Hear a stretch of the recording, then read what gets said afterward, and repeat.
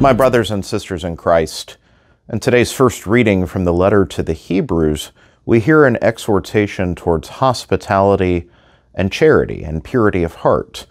In a sense, a call to solid Christian morality. But the beginning of the reading makes an interesting comment or expression when it says, when the call to hospitality, and it says, through it, some have unknowingly entertained angels. This idea of we don't know the extent, the acts of kindness. And we can say that by extension to the rest of the contents of the passage, not just in hospitality, but our acts of charity. We don't know for whom we do it.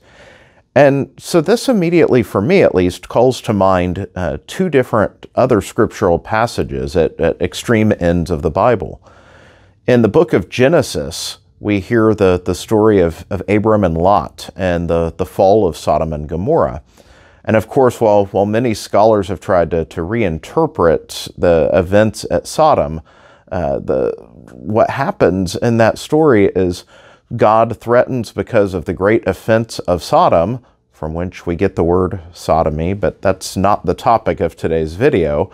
But Abram tries to intercede to prevent the destruction of all the people, and it's the famous passage where he negotiates down with God. If you can find even 10 good people, and God says, if I find 10 good people, I won't destroy it. Well, the next passage has two angels come to the city, and Lot receives them as his visitors. And what immediately happens? The men of the city try to forcibly approach their way in because they want to sodomize them. Now, they just think they're coming after two men that have entered the city, but they're angels. And so there's this radical thing, which despite Abram's plea, the city, of course, ends up being destroyed. There's not even 10 faithful people in the city. Lot and his family leave the city, and the angels say that they've come to destroy it. But this is an example that the men don't know. It would be horrible enough what they're attempting to do to human beings. They don't know that they're trying to do gross sin against angels.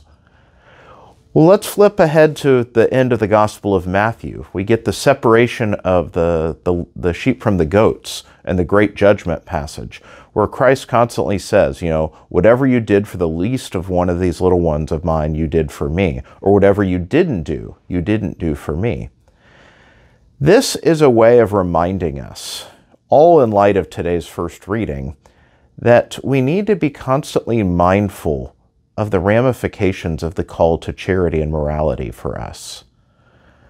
So we shouldn't even want to consider for a human being to do wrong to them or to fail to meet their needs in charity. And yet, as the letter of the Hebrews says, who knows, you might be entertaining angels in your hospitality.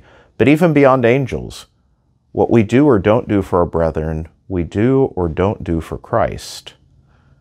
And so, let's think about that and the practical things the letter says, whether it's our hospitality, whether it's matters of sexual morality, whether it's our love of money, whether it's our meeting the simple needs of others. All these things that the letter speaks of, we need to think of it rooted in the ultimate call to charity, to Jesus himself.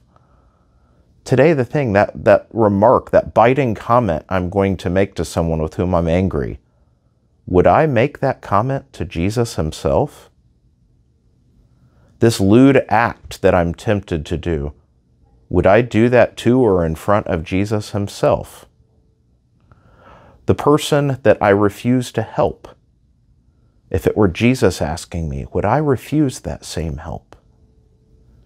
This is what's truly at the heart of Christian morality. Not just that we're called to do good to others, but that we're called to show to everyone the dignity of Jesus himself. Because Jesus has wedded himself in his incarnation, in his human flesh. He has wedded himself to us. And so, one in him, what we do or don't do to one another, we indeed do or don't do to him. And likewise to us. The sins that others commit against us, they commit against Christ. Christ draws close to us and lifts us up, and he does the same for our brothers and sisters. And so, while there's so many things that motivate us and draw our attention, that tempt us, the call of basic everyday charity to the people around us is as important as it gets.